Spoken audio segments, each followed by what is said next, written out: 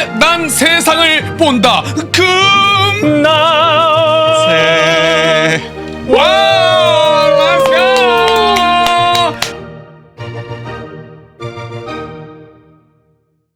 렛츠고!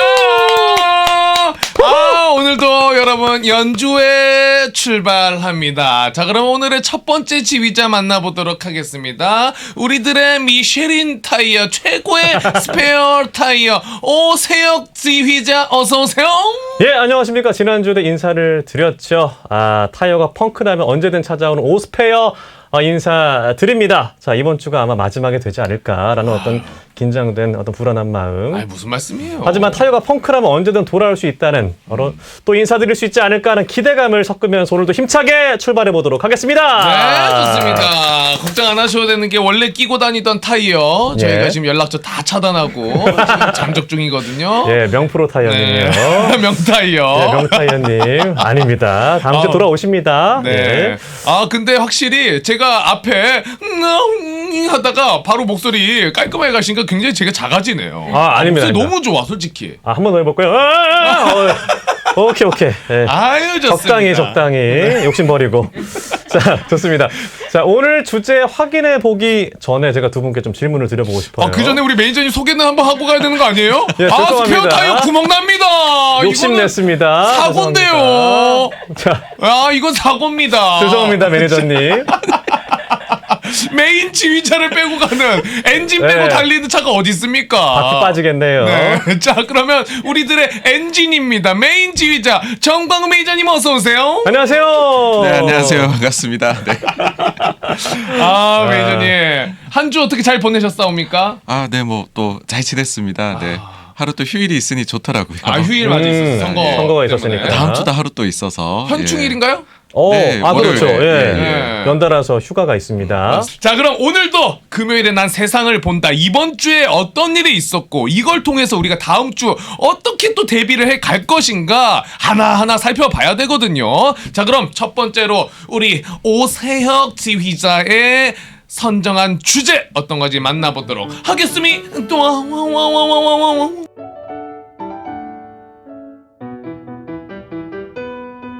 공개를 해 보겠습니다. 하이! 자, 날아라 황금돼지. 야, 자, 맛있겠는데요? 오늘 주제 좀 예상이 좀 되십니까? 그저 맛있겠다 이외에는 큰 생각이 안 드는데요. 자, 황금돼지 저금통에 저축을 하자. 이런 건 아니고요. 밑에 벌집 삼겹살 아니에요? 그렇습니다. 볏집 삼겹살 그거? 예. 네. 기가 막힌 거 있죠. 자, 오늘 주제 이 사진 보고 좀 느끼셨을지 모르겠지만 연일 이 고물가 행진이 이어지고 있는 그런 상황입니다. 그래서 궁금한 게 현재 벌어지고 있는 이 글로벌 식량난의 주된 원인이 이 러시아의 우크라이나 침공이라고 좀 볼 수 있을까요?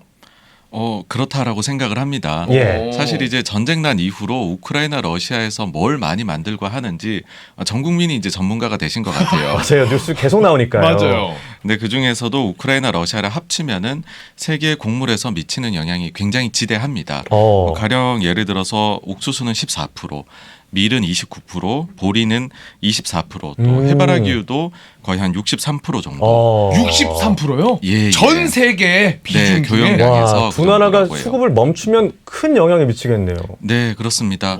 거기다가 이런 식으로 이제 1차적으로 수출이 줄어들어서 가격이 오르는 것도 문제인데 가격이 오르기 시작하면은 이제 하이에나 같은 사람들이 따라 붙게 되겠죠. 뭐냐 하면 이게 가격이 올라갈까라고 베팅하는 선물 같은 시장에서 베팅하는 투기 세력들이 붙게 돼요.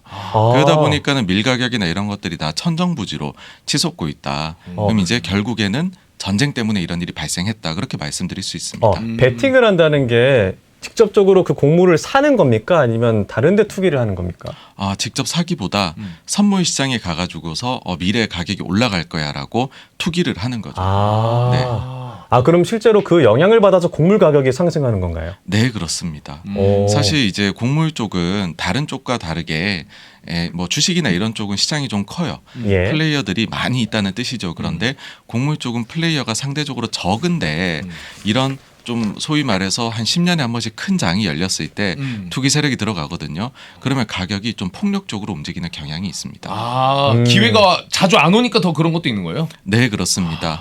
그리고 추가적으로 이 농산물 시장의 특징을 한번 좀 말씀을 드려보면은요. 예. 사실 이제 기름이나 이런 거는 부족하다 그러면은 투자를 늘려서 즉각적으로 더 뽑아내겠다 뭐 이런 식으로 대응이 가능하죠. 그렇죠. 그런데 농사는 그렇지가 않은 것이죠. 계절이란 게 있고 씨를 뿌려야 되고. 시간이 또 많이 필요하고. 네, 그렇습니다. 그래서 한번 농산물 가격이 많이 올라가게 되면 보통은 이게 1년에 그치지 않고 해를 넘깁니다. 2년 정도 영향을 주게 되거든요. 그래서 과거에 이제 숫자를 보게 되면 70년대 중반에도 이게 이제 몇 년간 갔었고 그 다음에는 2007년도에도 7년 8년이 높았었고요.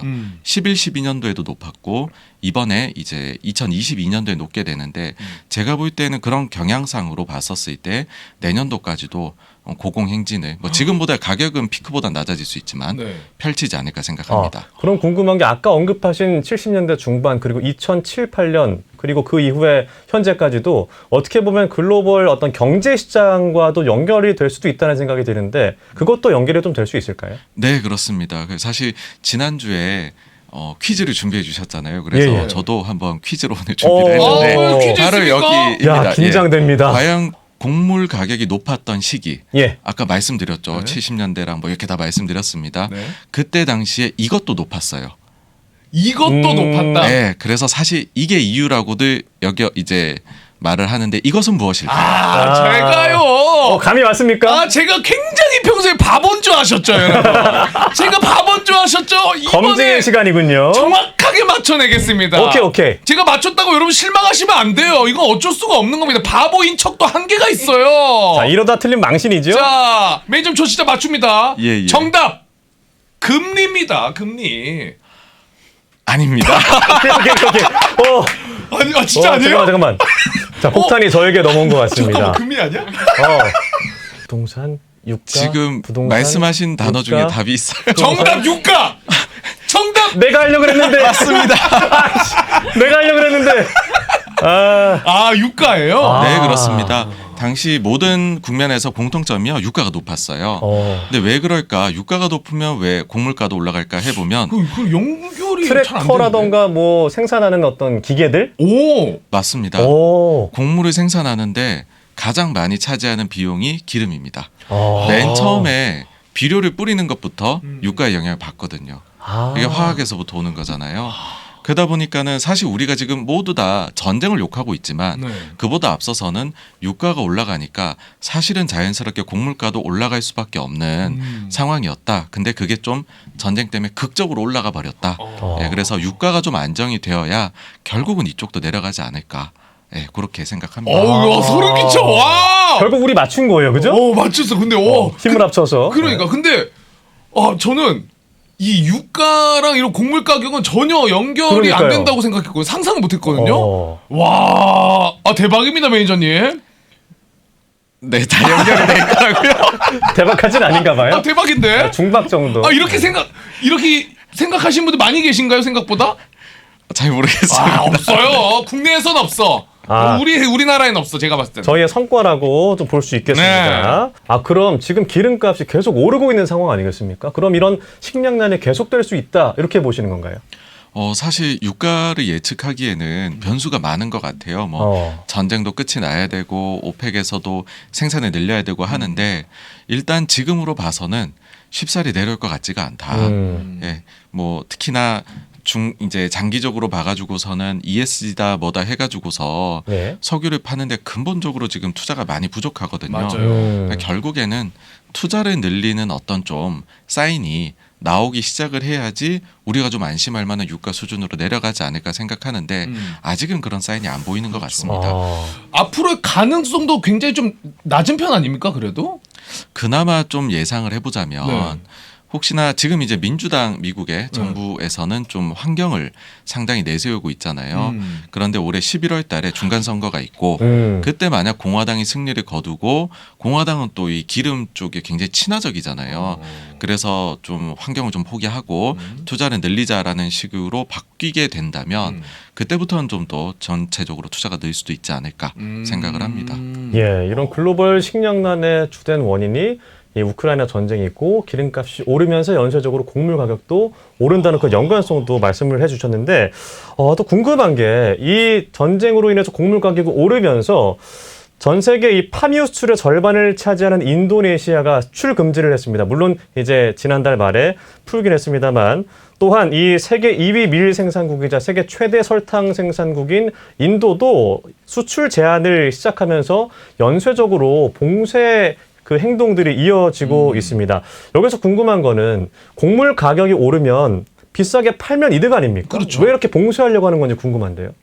네, 이 지금 언급해주신 나라들의 특징 자체가 예. 그렇게 이제 선진국이 아닙니다. 그러니까 아직까지 소득 수준이 조금 낮은 나라들일 텐데요.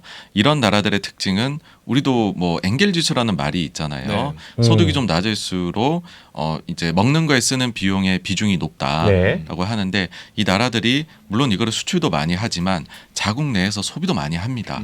그래서 함부로 이거를 다 비싸다 이제 좋은 가격 받을 수 있다고 수출을 하다가는 자국의 물가가 급등을 하게 될 수도 있거든요. 우리가 이게 먹을 너무 게 많이 없어지니까. 팔다가 그렇죠. 그래서 쉽사리 요거를 팔지를 못하고 이게 문제가 더 심각해질 수도 있지 않을까. 일단 금지를 내수를 먼저 시켜봐. 신경 쓰는 거군요. 네, 그런 것이죠. 그리고 이게 굉장히 합리적인 선택인 것이 이번에 곡물가가 많이 오르기 전에 한 10년 정도 전이죠. 2010년대 초반에 네. 가격이 굉장히 높았었거든요. 그때 당시에 이렇게 곡물 가격이 높아지니까 무슨 일이 있었느냐? 사회적으로 사회적인 불안이 굉장히 조장이 됩니다. 네. 그래서 아랍의 봄이 나타나게 됐었죠. 당시에 굉장히 많은 정권이 교체가 됐었습니다. 그 근본 이유를 사람들이 뭐 여러 가지를 찾겠지만 네. 경제적인 이유 중 하나는 당시 곡물 가격이 너무 높아서 사회 불안 세력이 생겨날 수밖에 없었다라고도 보고 있습니다. 말씀하신 것처럼 아랍의 봄처럼 이 정권이 바뀔 만큼 식량이 굉장히 중요하다라고 언급하셨는데 이런 식량난 국제적인 위기에 보통 경제 같은 경우는 경제기구가 발동돼서 서로 합의를 하고 뭔가 대책을 도모하지 않습니까? 이런 식량과 관련해서는 그런 기구가 있습니까? 사실 뭐 별도로 그런 기구가 있다는 거는 저는 들어보지 못했고요. 예. 각국별로 그냥 아주 필수적인 정도 수준만 마련을 해놓고 있는 걸로 알고 있습니다. 뭐 좀 수매를 해서 비축을 해놓는다든지 네. 그 다음에는 가격이 너무 올라가는 것 같으면 보통 이제 수입해서 쓰게 되잖아요. 네. 그러니까는 수입할 때 관세라든지 이런 걸 면제해서 좀 자국 내 물가 안정 혹은 부가세 같은 걸 면제해줘서 좀 물가 안정을 도모를 하는 그런 식으로들 이제 조치를 취하게 되고요. 예. 그리고 여기서 더 나아가서 계속 높다라고 하면 저희가 뭐 가령 아까도 예를 들어주셨지만 돼지고기를 직접 저희가 사서 먹기도 하지만 네. 이걸 가지고서 2차 가공식품을 만들어 먹기도 예. 하잖아요. 네. 그러면은 최종적으로 그 가공식품의 가격도 올라갈 수밖에 없으니 이제 그럼 그거라도 잡자고 정부가 시도를 하게 되거든요. 그래서 과거에 생각해 보시면 2011, 12년도에 곡물 가격이 대단히 이렇게 농수산물 가격이 높아졌을 때에 당시의 대통령이 이명박 대통령이었었고 그때 당시에 MB 물가지수라는 게 만들어졌었습니다. MB 물가지수요. 그래서 요 바구니 물가 요거를 내가 잡겠다 이렇게 해서 시장 바구니 물가. 예 그렇습니다. 그런가요? 네. 생활 필수품 52개를 선정을 해서 요거는 못 올라가게 막겠다. 어떤 식으로 대책을 세운 건가요, 그럼? 그냥 맞겠습니다. 정해놓고서 해가지고 막았나요? 뭐 가격을 모르겠어요. 그냥 정해놓은 건가요? 거기 이상 올릴 수 없다라고? 올리면은 이제 그 이제 정부의 다양한 규제가 방법으로 정부가 못 올리도록 방해를 했었던 네, 시기였었습니다. 그래서 정부가 이제 극단적으로는 이런 조치까지도 어떻게 보면 가격을 제한하는 정책을 펼치는 건데 이런 것까지도 발동하면서 안정화를 도모를 한다 그렇게 보시면 될 것 같습니다. 이명박 정권 하면은 보통 이제 보수 정권이다. 그러면 시장의 개입을 최소화한다고 생각했는데 그땐 굉장히 정부가 개입하는 시기도 있었군요. 예, 맞습니다. 그러니까 사실 정부들이 뭔가 기치를 이렇게 본인들의 뭐 테마를 내걸고서 예. 그 뭔가 필로소피를 내걸고서 나오기는 하지만 현실 앞에 장사가 없습니다. 가격 올라가는데 어떡합니까? 그러면 당장 지금 눈앞에 보이는 게 가격부터 때려잡아야죠. 네. 그래서 그때 결과는 좀 어땠습니까? 그러니까 그게 되게 궁금해요. 결과요. 실패했죠. 예. 안 잡혔어요, 잘? 그러니까는 이 어떻게 되냐면 70년대 초중반에 닉슨 대통령도 이런 식으로 시도를 했어요. 가격을 제한하자 하면 당장은 가격이 잡히는 것처럼 보입니다. 그런데 뒤에서는 이게 이제 기업들 입장에서는 투자를 해야 될 요인이 없어져요. 그러니까는 이 산업에 더 이상 투자를 안 하려고 해요. 그러면 결국에는 공급이 부족해져 갖고서 나중에는 이게 점증돼 버리면은 가격이 오히려 점프를 해버립니다. 오히려 더 폭등해 버립니다. 네, 맞습니다. 그러니까 이게 시장 정책 예전에 그런 말 하잖아요. 뭐 이런 거는 나라님도 못 막는다 하듯이 예전에 왕의 권력은 지금의 대통령보다 더 강한데도 이걸 못 막거든요. 그래서 순리대로 가는 게 제일 좋습니다. 야, 이거 지난 정부는 어떤 부동산 관련해서도 좀 연결될 수 있을까라는 생각도 드네요. 야, 거기까지 가면 너무 거대 담론이라. 아, 예, 알겠습니다. 세상이니까 부동산 이야기 안 합니다. 마음 아프니까요. 예, 민감한 주제에 넘어가도록 하겠습니다. 어떤 시장의 정부 개입을 말씀하셨는데 그래서 이번 윤석열 정부가 지난달 말에 물가 안정 대책을 내놨습니다. 수입 돼지고기 값을 최대 20% 낮추는 등의 대책이었는데요. 돼지고기, 식용유, 밀가루, 계란 가공품, 우리가 많이 쓰는 식품 원료 7종에 대해서 연말까지 관세율을 0%까지 낮추는 방안을 제시를 했습니다. 이 같은 물가 안정 대책이 좀 실효성이 있을 것으로 보십니까? 요것도 약간 개입 느낌으로 보이긴 하는데. 네, 맞습니다. 사실 정부도 알아요. 이게 미봉책이라는 걸 알고 있고 근본적으로는 뭐 이게 가격이 안정화가 돼야 된다는 걸 알고 있지만 네. 정부는 이런 걸 내서 더 못 올라가게 막는 그런 뭐 이제 조치를 취할 수밖에 없고 이제 올라가는 폭은 이제 좀 줄어들겠죠. 저희 작년에 보시면은 계란 가격이 많이 올랐었어요. 아, 맞아요. 맞아요. 그거 기억나요. 예, 그러다 보니까 하다 안 되니 미국 계란 비행기로 수입까지 해버리잖아요. 그러니까 정부 입장에서는 너무 오르면 극단적인 방법까지 계속 이제 나가게 될 겁니다. 예. 여기서 궁금한 거는 수입 관세잖아요. 그러면 국내에서 생산하는 게 어떤 영향을 미칠지도 궁금한데 제가 뭐 정확한지 모르겠습니다만 우리나라가 식량 자급률이 굉장히 좀 떨어진다고 알고 있거든요. 그거는 또 어떤 영향이 있을까요? 네, 일단은 이제 수입 쪽에 대해서 관세를 줄이면 수입품이 좀 싸지겠죠. 그렇죠. 저렴하게 살 수 있겠죠. 네네. 그러면 국내에서 비록 우리가 자급률이 떨어지더라도 국내에서 뭐 만들어서 유통하는 것들이 있을 것이고 그 사이에서 이게 가격이 올라가네 싶으면은 중간에서 유통 재고를 좀 숨겼다가 가격이 오르는 걸 즐겨서 비싸게 팔려는 유인들이 생길 수 있잖아요. 예. 그런 것들이 수입되는 것의 가격이 떨어지게 되면 물량이 좀 나올 수 있게 되겠죠, 아무래도. 네. 그래서 이거는 좀 투기 수요나 이런 것들을 좀 줄여내기 위한 또 정부의 방책 중에 하나이다. 그렇게도 좀 보실 수가 있을 것 같고요. 사실 글로벌 국가들 어느 정도 규모가 되는 나라들은요. 이 그 산업 자체가 고도화가 됐기 때문에 예. 농업 쪽에서 자급률이 100%를 넘어가는 나라는 거의 없습니다. 어. 제가 알기로는 터키하고 프랑스 정도만이 100%가 넘어가는 걸로 알고 있거든요. 나머지는 대부분 수입에 의존한다는 말인가요? 네, 그렇습니다. 오. 그렇기 때문에 이 문제에 있어 가지고서는 취약할 수밖에 없다. 예, 그렇게 생각합니다. 자, 그러면은 이제 프랑스랑 터키를 제외하고는 자급률이 되게 낮다고 거의 다 얘기를 해주셨는데 여기서 궁금한 거는 그러면 프랑스랑 터키는 굉장히 여유 있게 즐기면서 이런 식량난에. 내부적으로 그냥 여유 있게 있겠네요. 즐기면서 똑같은 말 계속하네. 자, 어쨌든 프랑스랑 터키는 자유롭게 지내고 있겠네요. 지금 여유롭게. 이게 하나가 되니까 다른 쪽에서 새는 것 같아요. 지금 터키는 보시면은 대통령이 무리하게 저금리를 지금 추진하고 있습니다. 그러다 보니까 인플레가 안 잡혀서 지금 물가 굉장히 높지 않나요? 예, 맞습니다. 뭐 수십 %의 물가 상승이 막을 수가 없는 지경이고요. 그리고 프랑스 같은 경우는 원가는 좀 낮아질 수가 있겠지만 거의 뭐 이제 또 파업을 한번 하고 나면 파업의 나라입니다. 예. 네, 하나가 좋으면 다른 쪽이 또 문제가 생기더라. 프랑스가 그러면 인건비가 굉장히 높다는. 네, 얘기인가요? 그렇습니다. 그다음 뭐 유통하는데 비용이라든지 다른 게 또 높게 형성이 되죠. 그러니까 조건은 좋지만 다른 문제 때문에 별반 차이는 없다. 큰 차이가 그게 다 고생하고 있습니다. 지금 다 고생하고 있습니다. 예. 우리만이 아니라 다 고생하고 네. 있다. 네. 하나만 더 말씀드리면요. 지금 미국 같은 경우에 작년에 우리한테 달걀 줬잖아요. 올해 거기 지금 조류독감 터졌거든요. 달걀 가격이 그 한 3배 가까이 뛰었어요. 전년 동기 대비. 거기 지금 난리 났어요. 달걀 때문에. 그럼 연달아서 우리나라도 달걀값이 뛰겠네요. 그러니까 우리가 만약에 지금 뭐 조류독감이 없으면 우리가 줘야 될 수도 있습니다. 반대로? 그건 쉽지 않은데요. 주기가 저희도 먹을 것도 없는데 어떻게 줍니까? 그 미국 땅도 큰데 한두 명도 아니잖아요 또. 뭐 어쩔 수 없죠. 돈 받았으니까. 자, 이런 상황에서 자, 곡물, 이 식량이 가격이 오르면서 관련된 국내외 기업들의 주가 관련해서도 들썩이고 있는 모양새입니다. 궁금한 것은 이런 기업에 이때 기회다. 그런 기업에 투자하는 거는 좀 어떻게 보십니까?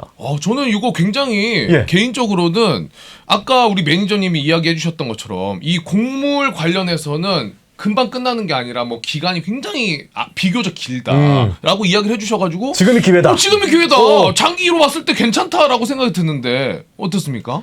반대로 하셔야 됩니다. 저는 별로 추천을 안 드리고요. 반대로요? 왜 그런가요? 그래서 내가 돈이 없었구나. 네. 그러니까 반대라는 것은 오히려 고물가나 이런 게 되게 안정적일 때 이런 기업을 사서 이런 이슈가 터지면 주가가 좀 오를 거잖아요. 네. 그때 이제 다 팔고 나오셔야 됩니다. 왜 그러냐 하면 이게 너무 생활의 필수품이잖아요. 정권이 바뀔 수 있을 만큼의 문제거든요. 너무 높아지면 정부에 개입이 들어옵니다. 이 기업들이 만약에 이익이 10배씩 막 증가를 했다라고 해버리면은 저 기업이 폭리를 취하고 있다라고 욕을 할 거잖아요. 그래서 이때 오히려 기업들이 너무 많이 이익을 내는 걸 상당히 부담스러워합니다. 네. 그리고 그게 지속된다는 보장도 사실은 보통 이게 제가 한 2년 말씀드렸지만 4년 5년 가는 게 아니거든요. 왜냐면은 또 정부들이 이거를 해소하기 위한 정책들을 막 내놓기 때문에 되게 오래 가진 못합니다. 그래서 이렇게 호재가 나왔다라고 할 때 오히려 파는 게 좋고요. 그 다음에 오히려 저희가 좀 기회를 엿봐야 되는 것은 이렇게 가격이 올라가면 완제품, 음식료 완제품을 만드는 기업들은 원가가 올라가서 마진이 안 좋아지니 지금 주가가 안 좋을 거거든요. 아마 오히려? 추가적으로 더 하락할 수도 있다고 생각을 해요. 근데 그렇게 되었을 때는 그 기업은 살만해지죠 이제. 저희가 뭐 그렇게 된다고 그 기업들에서 만드는 뭐 빵이라든지 각종 가공품을 계속 소비할 거잖아요. 입맛이 길들여져 있으니까. 예. 그렇죠. 단지 근데 원가가 올라간 거거든요. 길어봤자 2년. 그것만 견디면 이 회사들은 다시 마진 회복이 될 테니까 오히려 이제 그거를 노리고 들어가는 거죠. 그러니까 미리 기다리고 있는 것이 더 좋습니다. 투자하실 때. 이런 또 매니저님의 어떤 날카로운 시각. 와. 이거 오늘 매니저님 이야기 안 들었으면 저 오늘 바로 풀매수 들어가거든요. 진짜. 오른다니까. 4, 5년 무지성. 오른다니까. 분할도 안 해요. 와. 무지성 풀매수 바로 가거든요, 저는. 다행입니다. 수단씨 살렸습니다. 천만다행입니다, 진짜 매니저님. 진짜 저에겐 이국종 교수와 같은 분입니다. 저를 완전히 교수요? 살려주십니다. 살렸다 이거죠. 저를 네. 지금 완전히 살려주고 계십니다. CPR이에요. 네. 야, 너무나 이거 감사합니다. 식량 가격이 오른다고 이게 기업 실적으로 바로 연결되진 않는다. 그래서 기업에 투자할 때 좀 조심해라. 이런 위기일수록 또는 어떤 우리의 유연한 자세가 필요하다는 말로 좀 정리를 해볼 수가 있겠습니다. 자, 그래서 오늘의 주제 글로벌 식량난에 대한 전망 여기서 마무리해 보도록 하겠습니다. 자신감이 차오른다. TRX2. 투자를 많이 하고 오랫동안 해본 분들이 특징이 있어요. 참 세상을 많이 알아요. 그러니까 경제가 아니면서도 이런 다양한 뭐 정치나 아니면 행정이나 아니면 심지어 타국의 문화까지도 예, 굉장히 많이 알거든요. 어떻게 경제만 따로 떨어져 나갈까요? 말이 안 되잖아요. 전공자니까라는 생각을 좀 많이 하시는데 전공 공부보다는 이런 역사학 같은 거 좀 관심이 있었고 돌아보면 이제 생각을 좀 이렇게 총체적으로 하는 데는 도움을 많이 줬었던 것 같아요. 그래서 총체적으로 봐야지 뭐 어떤 내용이든지 좀 더 자세히 볼 수 있다 이제 그렇게 생각을 했었고요.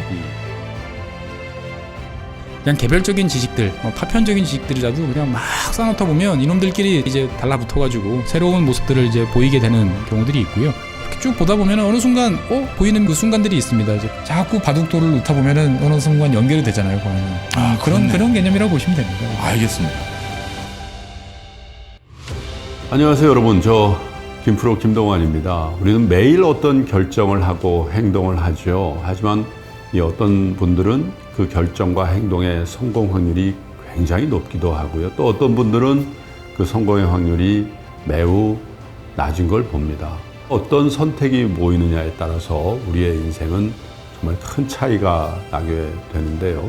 좋은 선택을 하는 분들을 가리켜서 우리는 보통 현명하다고 하죠. 여러분, 이 현명함은 과연 어디서 오는 걸까요? 제 생각에는 세상에 대한 총체적이고 바른 이해가 가장 중요한 것 같습니다. 세상을 폭넓게 이해하고 현명한 판단과 실행을 통해서 인생의 중요한 기회를 놓치지 않는 것. 바로 그것이 지금 우리에게 필요한 지혜라고 생각합니다. 그래서 저희 3프로TV가 이 지혜를 기를 수 있는 교육 프로그램을 만들었습니다. 바로 위스덤 칼리지인데요. 정말 다방면에 걸친 지혜 있는 분들의 정성스러운 교육 커리큘럼을 준비했습니다. 저희 위스덤 칼리지와 함께 하시죠.